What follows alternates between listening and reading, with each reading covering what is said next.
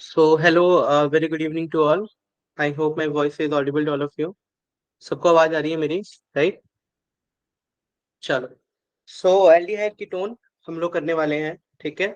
सो aldehyde ketone से start करेंगे हम लोग. Very good evening all, right?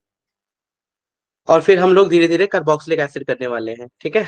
तो मेरा नाम विवेक है, विवेक तिवारी. एंड मैं आप लोगों को करवाने वाला हूँ पूरा एल्डिहाइड कीटोन और कार्बोक्सिलिक एसिड को, ठीक है? तो डिटेल वे में करेंगे. जहाँ कोई भी डाउट होगा तो तुम लोग पूछ सकते हो आराम से, ठीक है? कोई भी डाउट हो कहीं भी, सो टेक्स्ट के थ्रू पूछो या माइक अगर पॉसिबल है तो अनम्यूट करके पूछ लो, ठीक है? So you can ask whichever way you want to ask, right? But clear your doubts. चलो. So basically what do you mean by aldehyde and ketone, right? Give me 1 second. Hmm.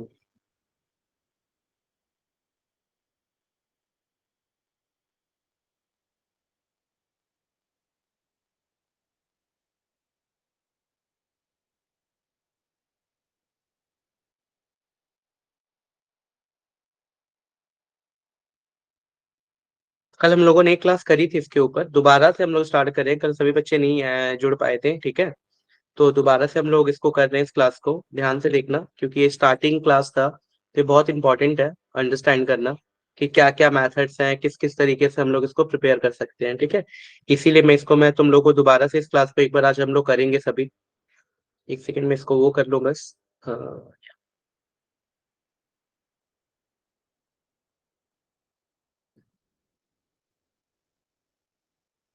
Right. चलो. So what do you mean by this term aldehyde and ketone, right? तो इस पूरे chapter को हम लोग combinedly क्या बोलते हैं? कार्बोनिल कंपाउंड्स बोलते हैं, ठीक है? तो ये कार्बोनिल कंपाउंड्स का मतलब क्या है, किस तरीके से आप एल्डिहाइड, कीटोन और इसी में एक आता है कार्बोक्सिलिक एसिड, तो कैसे आप इन सबको सेपरेट करते हो और क्या क्या चीजें हैं बेसिकली इसके अंदर, राइट? तो देखो ध्यान से.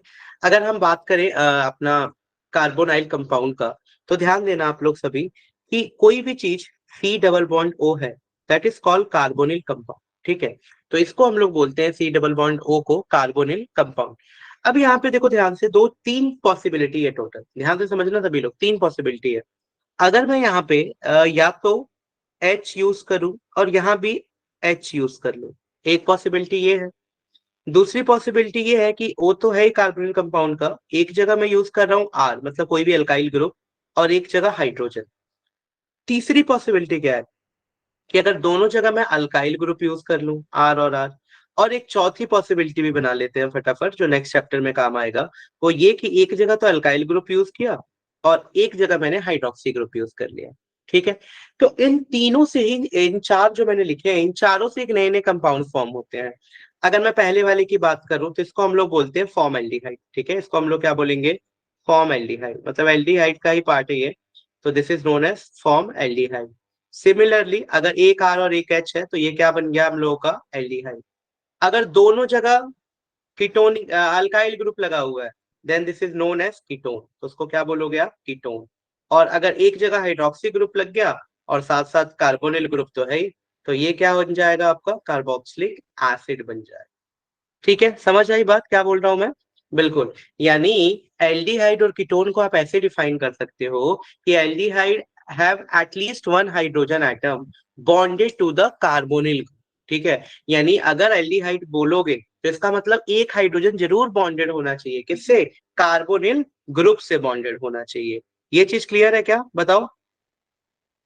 द अदर ग्रुप में बी आइदर अ हाइड्रोजन और N alkyl or aryl group, right? So other group कुछ भी हो सकता है, अल्काइल ग्रुप ले लो या अराइल ग्रुप ले लो, बट कम से कम कार्बोनिल ग्रुप से एक हाइड्रोजन तो अटैच होना चाहिए.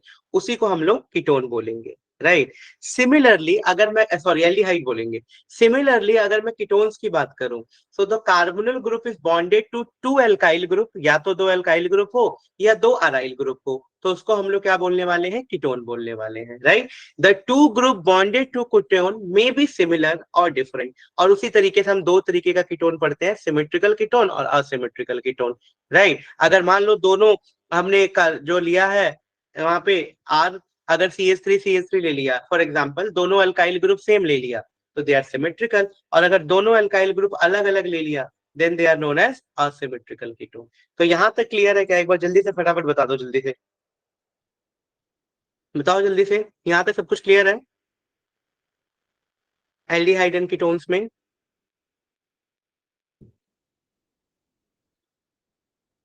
क्लियर है यहाँ तक कि aldehyde have at least one hydrogen atom bonded to the carbonyl group and ketone having two alkyl or aryl group bonded to this, ठीक है। और इस तरीके से हम लोग स्ट्रक्चर बना सकते हैं एल्डिहाइड का, कीटोन का और कार्बोक्सिलिक एसिड का।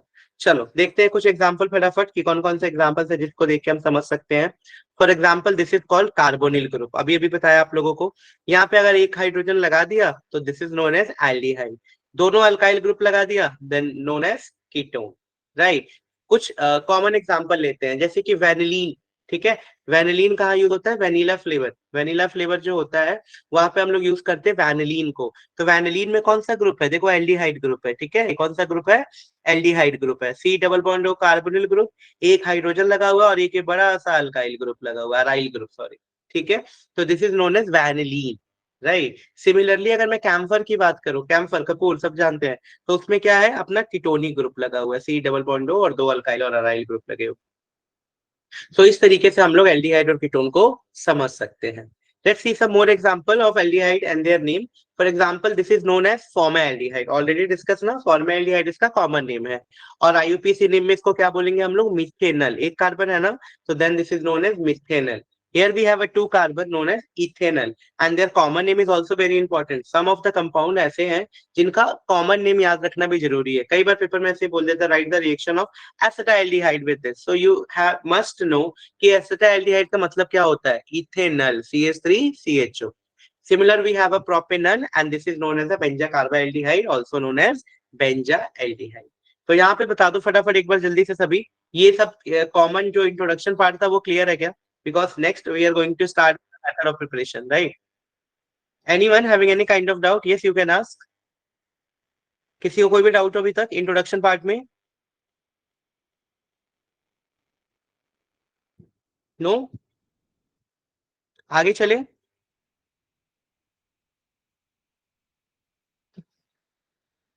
ठीक है, चलो।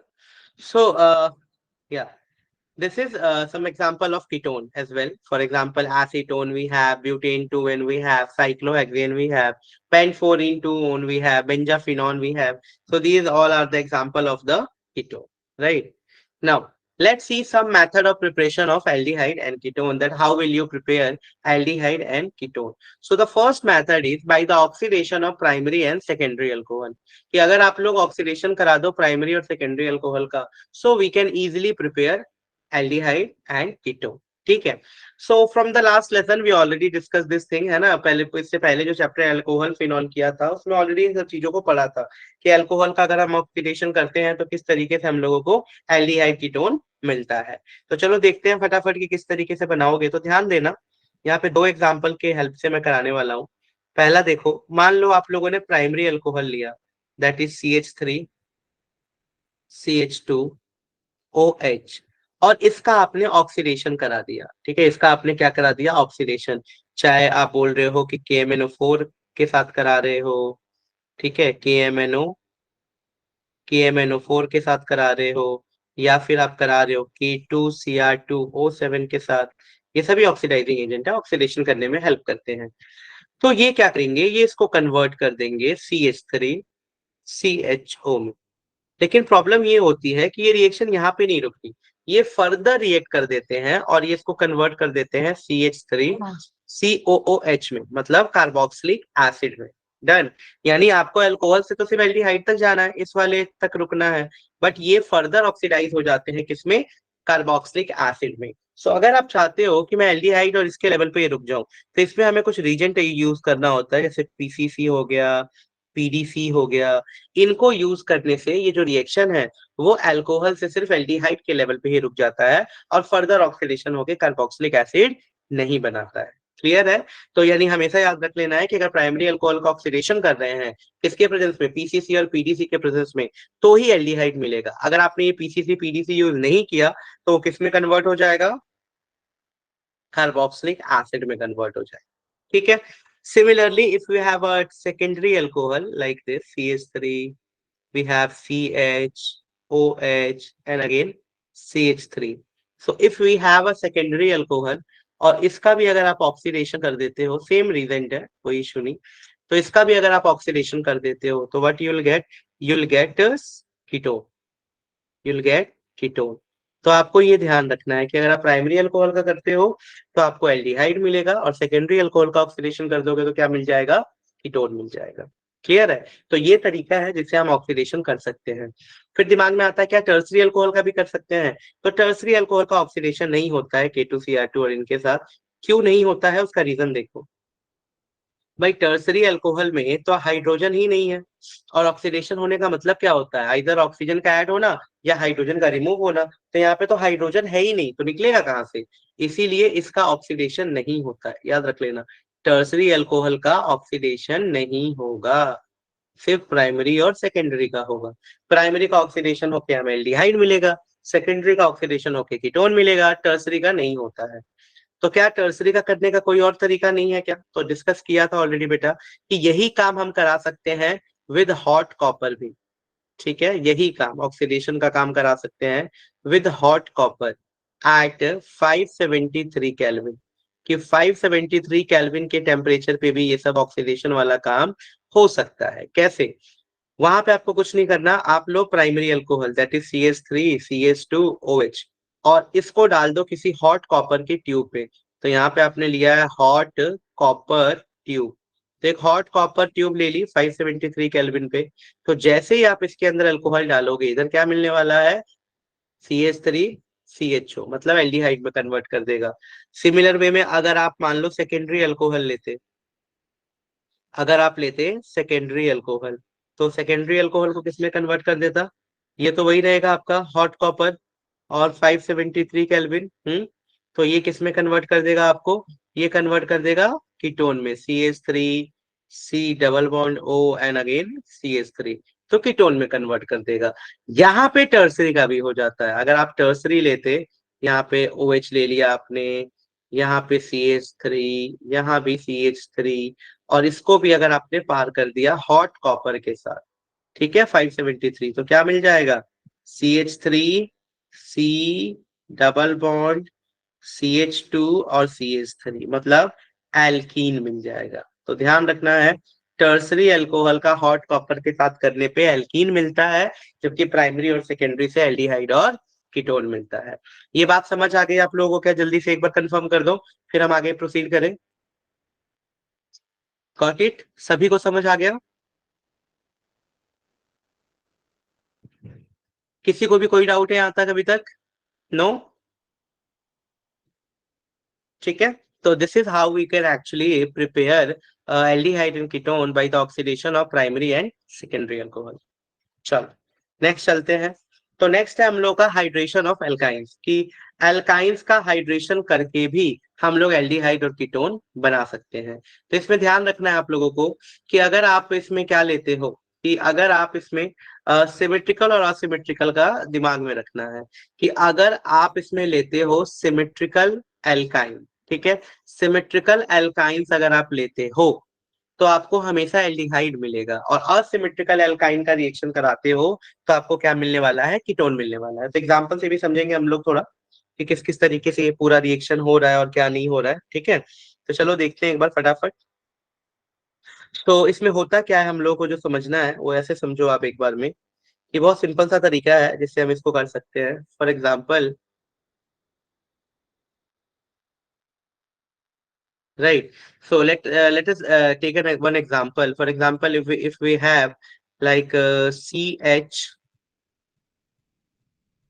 triple bond CH, so this is the symmetrical alkyne, right? And when we treat this with H2O, so we know in H2O we have OH as a negative part and H as a positive part, so this is H2O in presence of mercury, that is Hg plus 2 and H plus. So mercury and some acidic के presence में तो क्या होगा, अभी तो यहाँ पे symmetrical है तो किसी को कहीं भी भेज दो। लेट अस अज्यूम मैंने बोला कि ये OH चला गया इस वाले कार्बन पे, ये H चला गया यहाँ, तो क्या बन गया है जल्दी बताओ? तो ये बन गया होगा हम लोगों का C, राइट, एंड ये हो गया होगा डबल बॉन्ड, तो this is C double bond, और यहाँ पे पहुंच गया है OH, और एक H तो यहाँ है ही, एक H यहाँ है, एक H और चला गया, तो ये बन गया थोड़ा सा हम लोगों का, जो कि काफी हाईली अनस्टेबल फॉर्म होता है। और ये तुरंत ही आइसोमेरिज्म कर लेता है, आइसोमेरिज्म,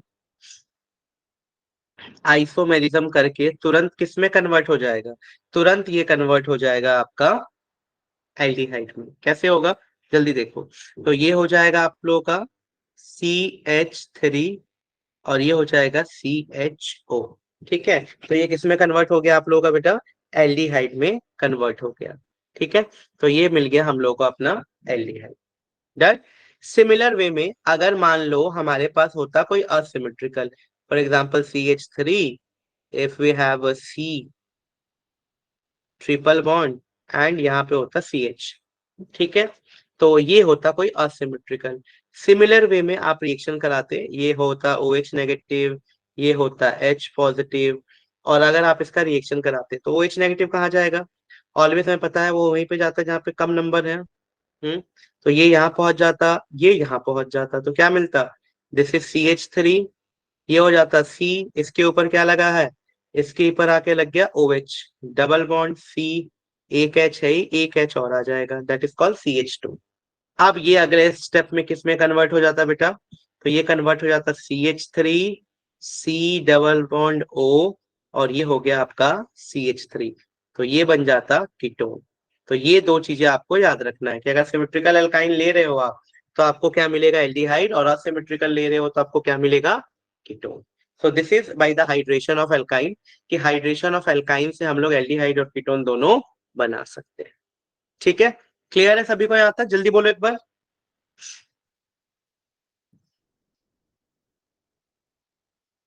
जल्दी कंफर्म करो फटाफट।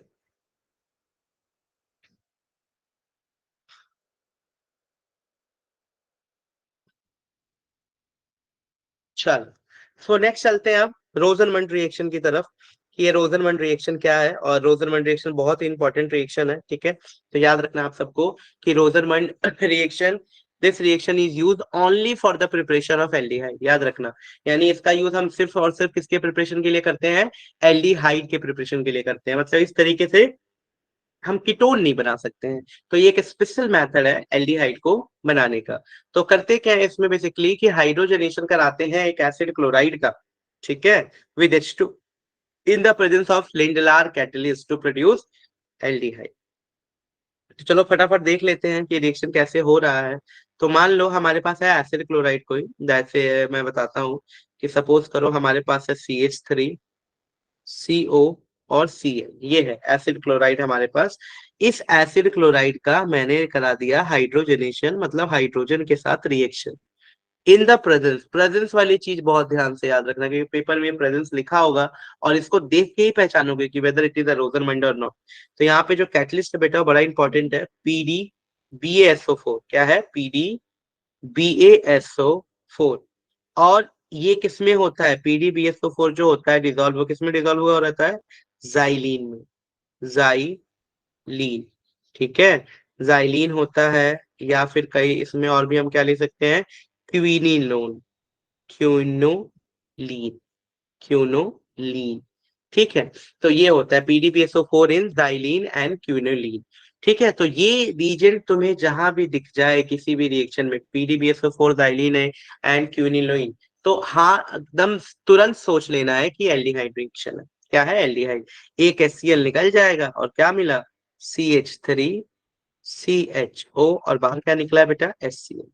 तो बाहर आपका HCl निकल गया और ये मिल गया आपका CH3CHO, मतलब एल्डिहाइड मिल गया है। ठीक है, तो हमारा ये बन गया है अपना इथेनल। ठीक है, क्या बन गया है, इथेनल। तो इथेनल का फॉर्मेशन हो जाता है। सिमिलर वे में अगर आप एरोमेटिक भी लेते, है ना, अराइल वाला भी लेते, अगर आप एरोमेटिक एसिड क्लोराइड भी लेते, COCl, और इसको आप ट्रीट कर देते H2 के साथ, रीजेंट बिल्कुल सेम है वही PDBaSO4, तो भी क्या मिल जाता आपको, बेंजाइल्डिहाइड। तो भी क्या मिल जाता आपको, बेंजाइल्डिहाइड। यानी एरोमेटिक एलिफेटिक दोनों इस रिएक्शन को देते हैं। क्लियर है, तो इस तरीके से आप एल्डिहाइड को बना सकते हो। क्लियर है ये चीज, जल्दी बताओ।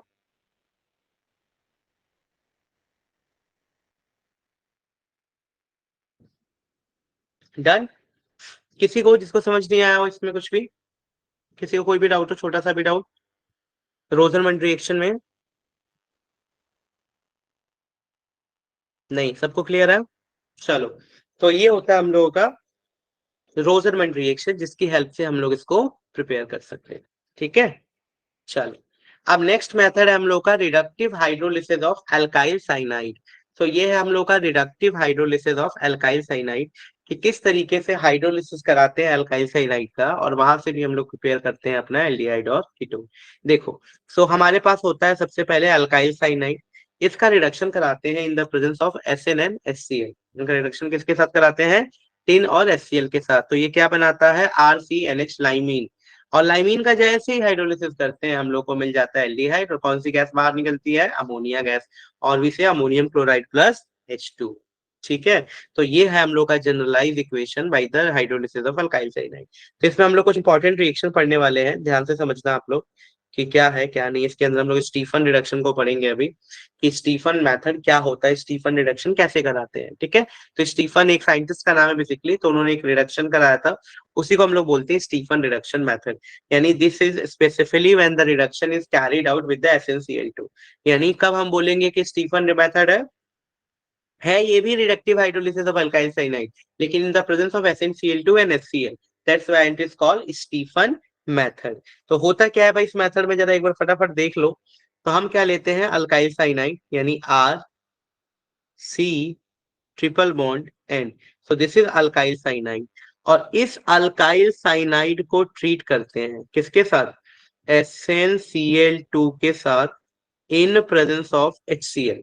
ठीक है, तो हमने लिया सबसे पहले अल्काइल साइनाइड, इस अल्काइल साइनाइड को ट्रीट किया SnCl2 प्लस HCl के साथ। क्या होगा पहले में? तो रिडक्शन कराना है। तो पहले स्टेप में हो जाता है R, C और H। रिडक्शन का मतलब ही होता है हाइड्रोजन का ऐड होना। तो ये हो गया भाई हाइड्रोजन ऐड, ये रहा आपका N, यहाँ पे भी एक हाइड्रोजन ऐड हुआ, और ये बन गया आपका HCl, इसके साथ जुड़ा हुआ है, ये हो गया HCl। अब इसका हम नेक्स्ट स्टेप में हाइड्रोलिसिस करते हैं। क्या करते हैं? हाइड्रोलिसिस। हम करते हैं नेक्स्ट स्टेप में इसका हाइड्रोलिसिस। तो जैसे इसका हम हाइड्रोलिसिस करते हैं, तो हम लोगों को क्या मिलता है फटाफट बताओ? RC डबल बॉन्ड O और H, एल्डिहाइड, प्लस साथ में क्या निकलता है? NH4Cl plus H2। ठीक है, तो ये है हम लोगों का पूरा स्टीफन रिडक्शन मेथड। यानी when the reduction of alkyl cyanide is carried out in presence of SnCl2 and HCl, and the formation of aldehyde will take place. This is known as Stephan method, or we say Stephan reduction method for the preparation of aldehyde. Clear है क्या ये चीज? जल्दी बताओ। ठीक है, तो इस तरीके से हम लोग स्टीफन मेथड को यूज करके इसको बना सकते हैं। नेक्स्ट आता है हम लोग का फ्रीडल क्राफ्ट एसाइलेशन। ये सारे मेथड ऑफ प्रिपरेशन पढ़ रहे हैं हम लोग एल्डिहाइड और कीटोन के। तो नेक्स्ट आता है हम लोग का फ्रीडल क्राफ्ट एसाइलेशन। तो क्या होता है भाई ये फ्रीडल क्राफ्ट एसाइलेशन? यहाँ पे करके समझा रहा हूँ तुम लोगों को। फॉर एग्जाम्पल मान लो हमारे पास है बेंजीन। ठीक है, हमारे पास क्या है? बेंजीन। और इसको ट्रीट कर दिया अगर मैंने एसिड क्लोराइड के साथ, CH3COC, इलेक्ट्रोफिलिक सब्स्टिट्यूशन रिएक्शन होता है ये। ठीक है, बड़ा ही कॉमन रिएक्शन है, नाम से भी Friedel Craft acylation, in presence of some Lewis acid like AlCl3। होता क्या है इस रिएक्शन में? यहाँ पे बनता है हम लोग का, यहाँ पे बनता है हम लोग का COCH3। ठीक है, यहाँ पे क्या बनता है हम लोग का? COCH3। इसको थोड़ा सा अच्छे से दिखाऊं मैं? ऐसे भी देख सकते हो आप कि एक है C डबल बॉन्ड O, और एक है इधर CH3, और इधर लगा हुआ है पूरा हम लोग का बेंजीन ग्रुप।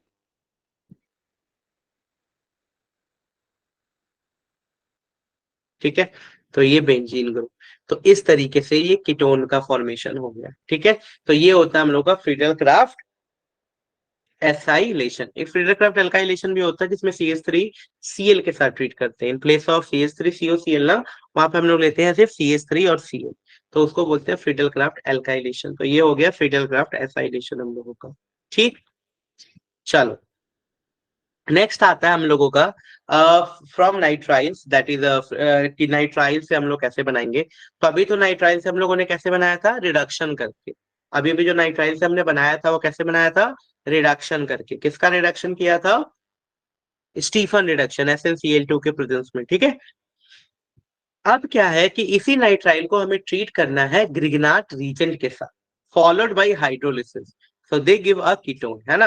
यानी treatment of nitrile with the Grignard reagent followed by hydrolysis give us ketone. तो हमें क्या दे देता है, ये कीटोन दे देता है। तो देखते हैं भाई किस तरीके से होगा ये पूरा कहानी, और इसको समझते भी हैं, थोड़ा सा मैं समझा भी देता हूँ इसके पीछे का मैकेनिज्म क्या है तुम्हें समझने के लिए, ठीक है।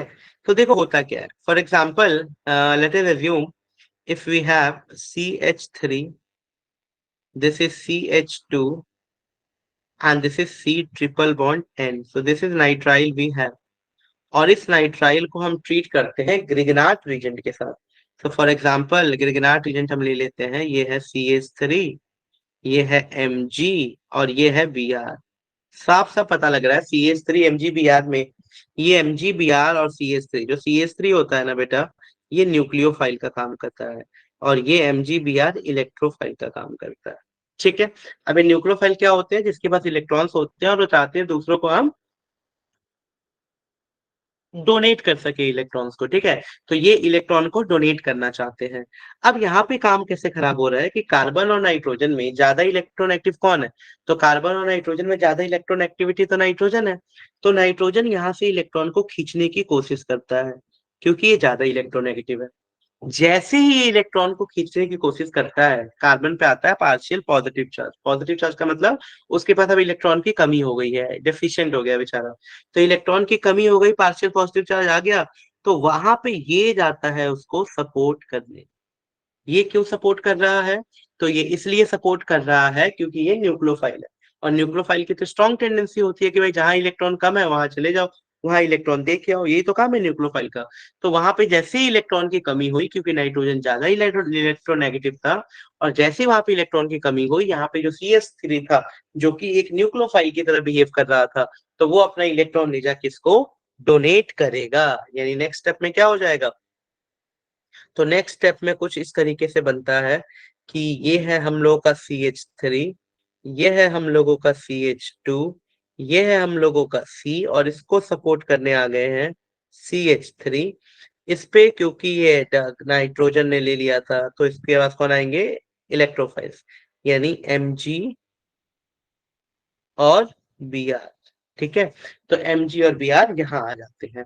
अब इसके अगले स्टेप में हम इसका कुछ नहीं करते हैं, हाइड्रोलिसिस कर लेते हैं 2 मोल ऑफ वाटर के साथ। तो क्या क्या मिल जाता है, हमें मिलता है CH3, CH2, C double bond O और CH3। तो एक तो ये मिल गया कीटोन जो हम बनाना चाहते थे। दूसरा हम लोग को मिलता है NH3, NH3, तो एक NH3 मिल गया, है ना। और तीसरा हम लोगों को क्या मिलता है यहाँ पे बताओ, तो CH3CO हो गया, है ना। फिर हम लोग का NH3 भी हो गया, और हमारा क्या बच गया है अब हमारे यहाँ पे बच गया है MgBr, है ना। Mg बच गया, Br बच गया, और OH। तो ये एक MgBr और OH, ठीक है। तो इस तरीके से हम लोगों को यहाँ पे कीटोन मिल जाता है फ्रॉम नाइट्राइल्स, कि किस तरीके से आप नाइट्राइल्स का ट्रीट करते हो बेसिकली। तो मेन प्रोडक्ट क्या बन रहा है, अगर तुम लोगों को ये भी याद रहता है तो दैट्स वेरी गुड, ठीक है, कि मेजर प्रोडक्ट बन क्या है, ठीक है। यानी अगर आप ट्रीटमेंट कर दो नाइट्राइल का ग्रिग्नाट रीजन के साथ फॉलोड बाय हाइड्रोलिसिस, तो दे गिव कीटोन, है ना। चलो नेक्स्ट चले। तो ये था कुछ मेथड ऑफ प्रिपरेशन पूरा, इसको समराइज कर सकते हैं हम लोग फटाफट। क्योंकि कुछ तरीके ऐसे हैं जिससे सिर्फ एल्डिहाइड बनता है, कुछ तरीके ऐसे हैं जिससे सिर्फ कीटोन बनता है, और कुछ तरीके ऐसे हैं जिससे एल्डिहाइड और कीटोन दोनों बनते हैं, ठीक है। तो फटाफट डिस्कस कर लेते हैं। सो पहले बात करते हैं method of preparation of aldehyde only. तो इसमें तो एक रिडक्शन था, रिडक्शन करा दो एसिड का एंड डेरिवेटिव, रिडक्टिव हाइड्रोलिसिस पढ़ा हम लोगों ने, रिडक्शन पढ़ा हम लोगों ने, एक ऑक्सो प्रोसेस होता है, और एल्कीन को अगर आप CO और H2 के साथ ट्रीट कर दो, तो this is known as oxo process. तो ये वाले सभी मेथड से हम लोग एल्डिहाइड को बना सकते हैं, क्लियर है। अब देखो नेक्स्ट है उसके method of preparation of ketone. कि जिससे सिर्फ और सिर्फ आप कीटोन बना सको और कुछ नहीं बनाना है। तो इसमें है पहला हाइड्रोलिसिस ऑफ इथाइल एसीटेट, दूसरा है from try carboxylic acid by organometallic compounds, from nitriles, from benzene और सब्स्टिट्यूटेड बेंजीन। तो ये सारे मेथड है जिससे हम लोग कीटोन बना सकते हैं। अब कुछ ऐसे मेथड्स के नाम है, method of preparation for both aldehyde and ketone, जिससे हम लोग एल्डिहाइड और कीटोन दोनों बना सकते हैं। तो कौन कौन से मेथड है बेटा? वो कैटालिटिक डिकम्पोजिशन है, हाइड्रोलिसिस है, क्लीवेज है, हाइड्रोबोरेशन रिएक्शन है, हाइड्रेशन है, ऑक्सीडेशन है। इनसे हम लोग सभी को बना सकते हैं। ठीक है। सिमिलरली ओजोन लिसिस है, वेकर प्रोसेस है, ग्रिग्नार्ड रिएजेंट है। इनसे हम लोग बहुत सारे अलग अलग इसको प्रिपेयर कर सकते हैं। ठीक है। तो इस चीज को हम लोग को थोड़ा सा ध्यान रखना है। ठीक है, कि कौन कौन से मेथड्स ऑफ प्रिपरेशन है एल्डिहाइड और कीटोन। चल, अब नेक्स्ट चलते हैं। तो नेक्स्ट में क्या बोला है आपको? नेक्स्ट है इसका फिजिकल एंड स्ट्रक्चर। सबसे पहले इसके स्ट्रक्चर के बारे में बात कर लेते हैं। तो क्या है, क्या रहने वाला है इसका स्ट्रक्चर भाई, किस तरीके से होगा? तो ध्यान से देखो, in both aldehyde and ketone the carbonyl carbon and oxygen atom are sp2 hybridize. ये क्या कह रहा है भाई, कि अगर मैं बात करूं कार्बोनिल कंपाउंड का, तो बोथ कार्बन हो गया या फिर हो गया ऑक्सीजन, तो सभी के सभी क्या होते हैं? sp2 हाइब्रिडाइज होते हैं। कैसे sp2 हाइब्रिडाइज होंगे? तो हाइब्रिडाइजेशन निकालने का फॉर्मूला है, that is number of sigma bond plus number of sigma bond plus lone pair. तो निकालते हैं ऑक्सीजन के पास। तो ऑक्सीजन के पास क्या है भाई? नंबर ऑफ सिग्मा बॉन्ड तो बना रहा है कितने? ऑक्सीजन, बताओ जल्दी। यहाँ पे लोन पेयर कितने हैं?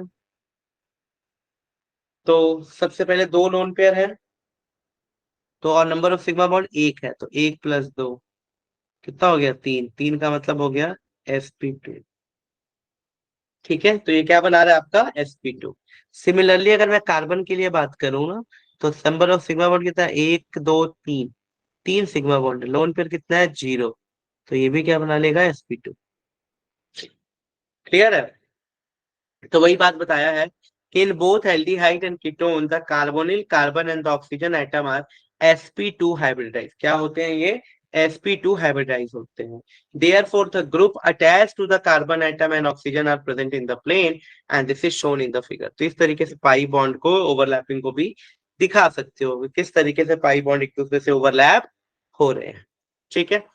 Now you can see in the figure that a pi bond is formed by the overlap of p orbital of carbon and oxygen atom. Right? यानी the p orbital are present in a plane perpendicular to the plane of the molecule. ठीक है, तो इस तरीके से हम लोग इस सब चीजों को याद रख सकते हैं।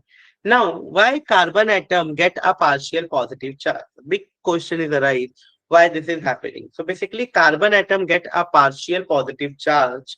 This show the polar nature of the carbonyl group, make the oxygen atom nucleophilic and basics, while the carbon atom become electrophile। यानी क्या कह रहा है ये, कि this polar nature of this carbonyl group makes the oxygen atom nucleophile. ये oxygen atom को क्या कर देता है? मेक कैसा बना देता है?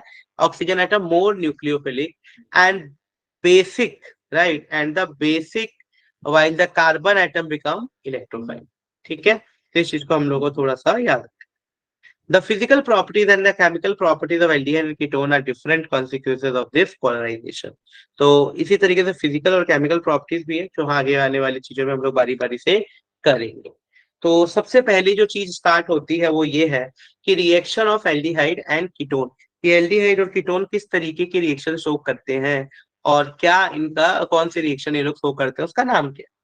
सो अगर तुम ध्यान से देखो स्ट्रक्चर किसका, कार्बोनिल कंपाउंड का, सो तुम्हें दिखेगा कि यहाँ पे तीन सेंटर ऑफ रिएक्टिविटी है। अब तुम बोलोगे थ्री सेंटर ऑफ रिएक्टिविटी कैसे है भाई? तो देखो, सी है, सी है, डबल बॉन्ड ओ है, डन। एंड यहाँ पे हमारे पास मान लो एच है, ये भी आर है, ये भी एच है, मान लो। सो ये ग्रुप है, तो ये क्या कहलाएगा? अल्फा कार्बन, है ना? So you'll find that there are three centre of reactivity. कौन कौन सा सेंटर ऑफ रिएक्टिविटी हो जाएगा? अगर मैं ओ की बात करूं तो इसके पास खूब सारे लोन पेयर हैं, तो यहाँ पे अटैक कर सकता है। कौन कर सकता है? इलेक्ट्रोफाइल्स। इलेक्ट्रोफाइल्स वो होते हैं जिनको इलेक्ट्रॉन चाहिए होता है, तो यहाँ पे अटैक कर सकते हैं इलेक्ट्रोफाइल्स। ठीक है, तो यहाँ पे क्या बनाते हैं? इलेक्ट्रोफाइल्स। सिमिलरली वे पे यहाँ पे ससेप्टेबल अटैक बाय न्यूक्लियोफाइल है, यानी यहाँ पे क्या बन गया है? किस तरीके से इसका अटैक होगा? किसका? न्यूक्लियोफाइल का। ओ पे होगा इलेक्ट्रोफाइल का, इस पे हो रहा है न्यूक्लियोफाइल का। और ये एसिडिक हाइड्रोजन जो है वो किस पे आ रहा है? अल्फा कार्बन पे। So this is how you can say that there are the three centre of reactivity in case of aldehyde and ketone. समझ आया? Now, let's see the reaction of aldehyde and ketone. Since the oxygen atom is nucleophile in nature, oxygen atom क्या है? nucleophile nature का ही तो है, उसके पास lone pair है, so it is attacked by the electrophile. इसीलिए उसपे कौन अटैक करता है? electrophile. Whereas the carbonyl carbon is electrophilic in nature, hence it is attacked by the nucleus. ठीक है, फिर से सोचो इस चीज को। ऑक्सीजन एटम जो है इज न्यूक्लियोफाइल इन नेचर है, and it is attacked by the electrophile. तो उस पे कौन अटैक करता है? Electrophile. Whereas the carbonyl carbon is electrophilic, जो कार्बोनिल कार्बन है वो इलेक्ट्रोफिलिक है, और उस पे कौन अटैक करता है? न्यूक्लियोफाइल। ठीक है, यानी the third site of reactivity is hydrogen atom present near the alpha carbon atom, or it is an acidic in nature and gives the typical reaction which you will study in this reaction. Done? So this is all about the reaction. Now, one very famous question arises, and it's a very simple question as well. But many of you feel some problem while solving this question or by giving answer to someone. If I'm asking you aldehyde, here we have ketone. So out of aldehyde and ketone, which will, right, out of aldehyde and ketone, which will more reactive towards the nucleophilic substitution reaction? जल्दी से, 1 minute का time है आप सबके पास, जल्दी से बताओ कि कौन ज्यादा रिएक्टिव होना चाहिए एल्डिहाइड और कीटोन में? एल्डिहाइड और कीटोन में ज्यादा रिएक्टिव कौन होना चाहिए न्यूक्लियोफिलिक रिएक्शन के लिए? जल्दी बताओ। Till I take some water. इससे यस, संतोष ने बोला है aldehyde. Okay, can someone tell me the reason also? कोई रीजन भी बताएगा क्या फटाफट? 1 मिनट का टाइम है बस, जब तक मैं पानी पी रहा हूँ। आप लोगों सबको आंसर करते हैं कि why aldehyde is more reactive. एक ने तो बोल दिया aldehyde is more reactive. Now I am asking why aldehyde is more reactive. Can anyone tell me the correct answer for this? Why aldehyde is more reactive? दो reason है बस, only two reasons. Aldehyde due to less, ठीक है, steric factor है, electron factor है। Anything else? और कोई बताएगा कुछ?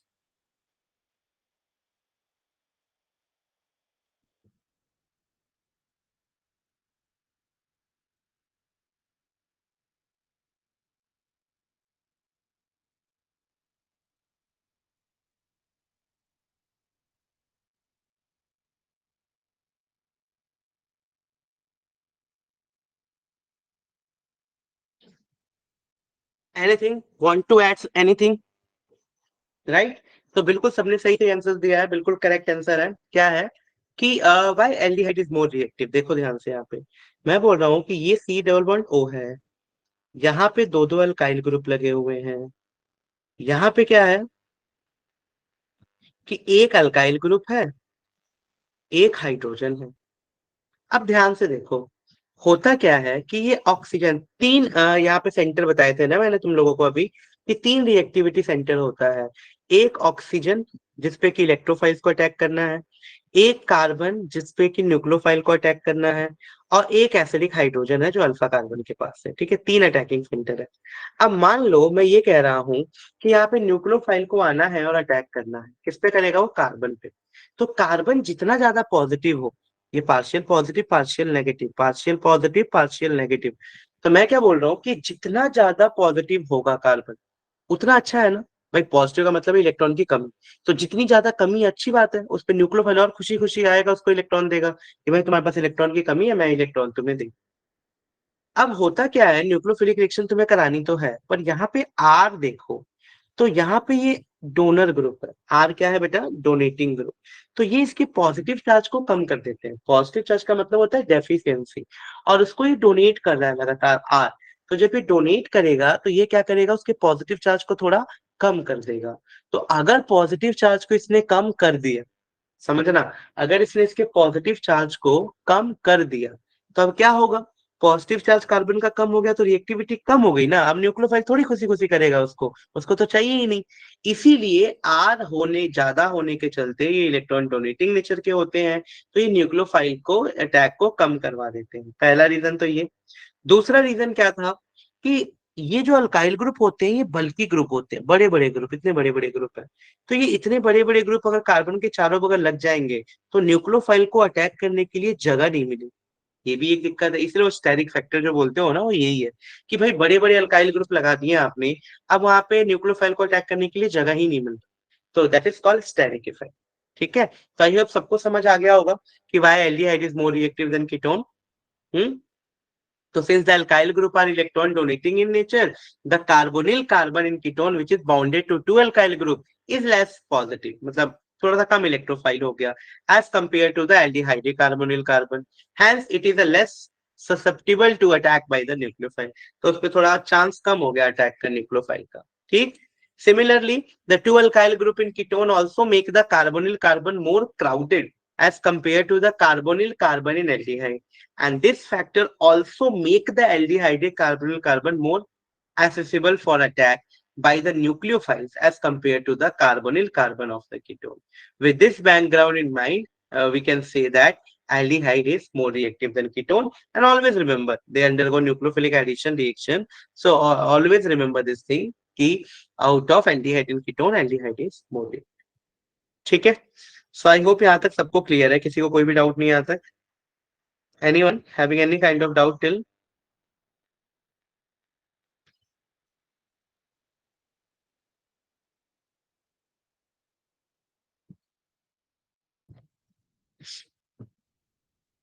No?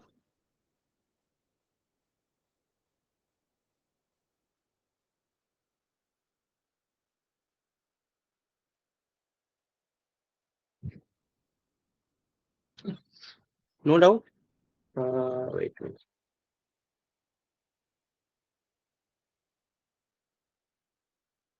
या, ठीक है। सो ये हमारी पूरी कहानी हो गई। अब थोड़ी सी रिएक्टिविटी की बात कर लेते हैं हम लोग कि ये किस तरीके से रिएक्टिविटी को शो करते हैं। तो they show nucleophilic addition reaction, याद रखना हमेशा। कौन सा रिएक्शन शो करते हैं ये लोग? न्यूक्लियोफिलिक एडिशन रिएक्शन, यानी the general reaction of addition of nucleophile on the carbonyl group can be represented. ठीक है, कैसे रिप्रेजेंट करते हैं समझते हैं फटाफट। सो ये न्यूक्लियोफिलिक एडिशन रिएक्शन को शो करेंगे। सबसे पहले तो आप लोग को दिमाग में ये फिक्स करना है होता कैसे है रिएक्शन, ये देखो। सबसे पहले ये सी डबल बॉन्ड हो, कार्बोनिल ग्रुप हो गया। यहाँ पे दो एल्डिहाइड, अगर दो एक आर और एक एच लगाओ तो एल्डिहाइड हो गया, दोनों आर लगाया तो कीटोन हो गया, छोड़ दो उसको। और ये हो गया हम लोगों का कुछ न्यूक्लियोफाइल, ये हो गया कुछ न्यूक्लियोफाइल जो पार्शियल नेगेटिव पार्शियल पॉजिटिव। यहाँ पे क्या होगा, पार्शियल पॉजिटिव पार्शियल नेगेटिव। तो ये होगा इस पे अटैक इसका। ठीक, और इसका अटैक होगा बेटा इस पे। तो क्या मिलने वाला है जल्दी बताओ? तो हमें मिल जाएगा, सी पे अटैक हुआ है न्यूक्लियोफाइल का तो ये रहा आपका न्यूक्लियोफाइल। ये ओ पे अटैक हुआ है एच का तो ये रहा ओ एच। क्लियर है? तो इस तरीके से हमारा ये पूरा रिएक्शन होगा न्यूक्लियोफिलिक एडिशन रिएक्शन का। सो क्या मैकेनिज्म है? So under the basic condition the nucleophile attack at the carbonyl group and give the tetrahedral intermediate. कैसा इंटरमीडिएट बनाते हैं? Tetrahedral. And due to this the protonation from a solvent H2 or alcohol takes place. And let us see these examples to understand this thing in a better way. For example, we have this carbonyl group, this nucleophile attack on this group, right? This nucleophile attack on this carbon. So here we get the tetrahedral intermediate. तो हमें यहाँ पे क्या मिलता है? एक intermediate बनता है टेट्राहेड्रल इंटरमीडिएट। देख रहे हो चार बैलेंस है कार्बन के यहाँ पे, एक दो तीन चार। And again they are treated with the OH or alcohol or water, then they will form tetrahedral product. So this is called tetrahedral intermediate and this is called tetrahedral product. So we'll get tetrahedral product here, right?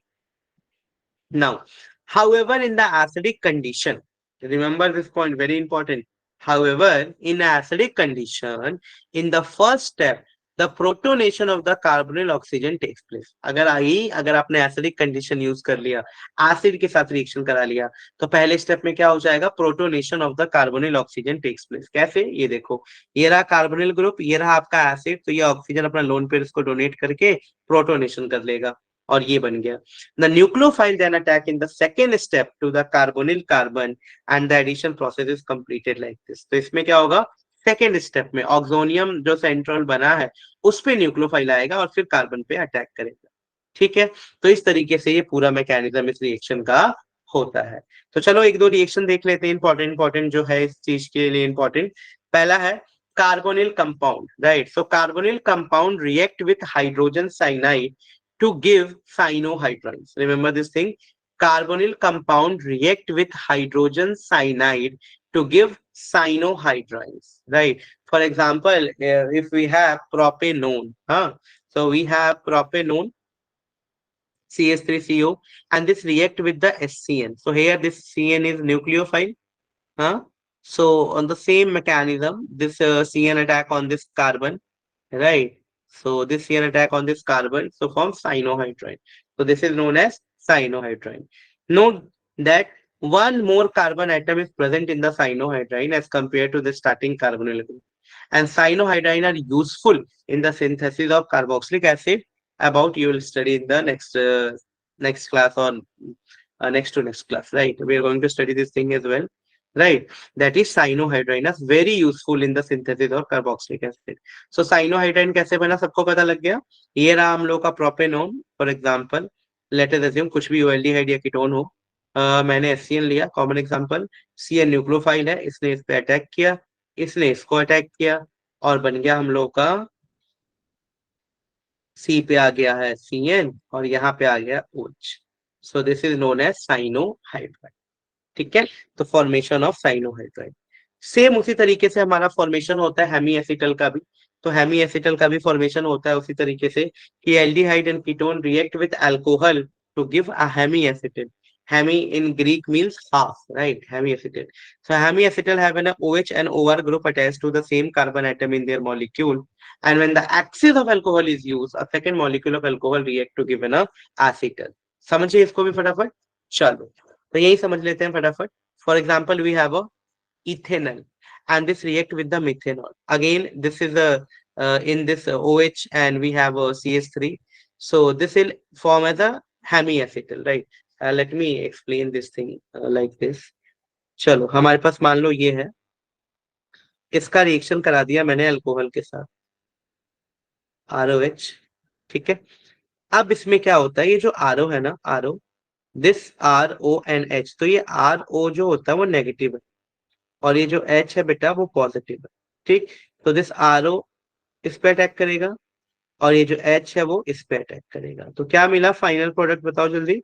यहाँ पे तो जो है वो है ही aldehyde है तो एक RH, कीटोन है तो दोनों R। एक जगह मिल गया मेरे को OR और एक जगह मिल गया मेरे को OH। So this is known as hemi acetal. इसको क्या बोलोगे आप, हेमी एसिटल। तो ये मिला है हम लोग का हेमी एसिटल। सिमिलर वे में अगर मैं इसको एक और ROH के साथ ट्रीट कर दूं तो फिर सेम रिएक्शन, तो क्या हो जाएगा, यहाँ तो OR है ही, एक और OR मिल गया। So this is known as acetal. Acetal, तो सेमी एसिटल मतलब एक OR ग्रुप लगा हुआ है और हेमी एसिटल और एसिटल का मतलब क्या हो गया, दो दो OR ग्रुप लगा हुआ। ठीक है, तो इस तरीके से हम लोग इसको प्रिपेयर कर सकते हैं। सो आई होप इसमें कोई इशू नहीं है किसी को भी। समझ गए, यही लिखा है ना मैंने कि aldehyde and ketone react with alcohol to give hemi acetal. Hemi acetal का मतलब होता है हाफ। हेमी एसिटल का मतलब हो गया कि have an OH and OR group attached to the same carbon atom, है ना। और while excess of alcohol is used, a second molecule alcohol react to give an acetal. अगर और थोड़ा सा ROH होता है एक्सेस में तो एसिटल दे देगा वो। तो इस तरीके से हम लोग बेटा एसिटल और हेमी एसिटल का फॉर्मेशन कर सकते हैं। ठीक है, तो ये हो गया पूरा एसिटल और हेमी एसिटल में। Now Acetal are stable in the basic solution and are therefore used as a protecting group for aldehyde and ketone. So aldehyde और कीटोन को जो प्रोटेक्ट करना होता है, हम चाहते हैं कि ग्रुप मेंटेन रहे रिएक्टिविटी करने के बाद भी, तो उसको प्रोटेक्ट करने के लिए हम लोग इसको यूज करते हैं. Because acetal are stable in the basic solution and therefore they are used as a protecting group for aldehyde and ketone. Acetal can be converted back to the carbonyl compound by treating them with the dilute acid because of the reversible nature of the above reaction. तो reaction क्या होता है, reversible nature का होता है. ठीक है, सो यहाँ तक आप लोगों को समझ आया सबको? किसी को कोई भी डाउट हो बेटा तो फटाफट पूछ लो. अभी तक की क्लास में जिसको कुछ भी डाउट हो अभी तक, मेथड ऑफ प्रिपरेशन से लेके केमिकल प्रॉपर्टीज जहां तक हमने कवर किया है अभी तक, किसी को कोई भी डाउट हो तो पूछो. कि सब कुछ क्लियर है अभी तक?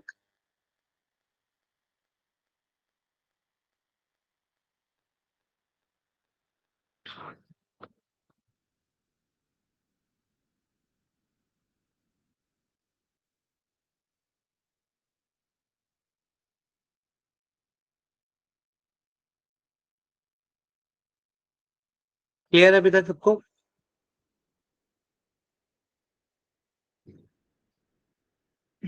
ठीक है, सो दिस इज ऑल. आज की क्लास के लिए हम लोगों ने ये पूरा कवर किया. In the next class we are going to, इससे आगे का जो भी अपना बच गया है chemical properties, that is formation of alcohol through Grignard reagent, उसको कवर करने वाले हैं. यहाँ तक हम लोगों ने अभी पूरा कवर कर लिया है, मेथड ऑफ प्रिपरेशन और कुछ केमिकल प्रॉपर्टीज को भी कवर किया है. ठीक है, तो एक बार तुम लोग इसको ध्यान से पढ़ो, ध्यान से रिवाइज करो, इसको एक बार करो, then you will get to know कि हाँ भाई क्या क्या है इसमें चीजें और कैसे कैसे और करना है. ठीक है, तो कल मिलते हैं. कल इस क्लास को यहीं से स्टार्ट करेंगे अपना कि किस तरीके से हम लोग ग्रिग्नार्ड रीजेंट का मदद लेके, हेल्प लेके भी हम लोग अपना रिएक्शन कराएंगे एल्डिहाइड और कीटोन का, और अल्कोहल को प्रोड्यूस करेंगे. राइट? ठीक है सभी को अभी तक?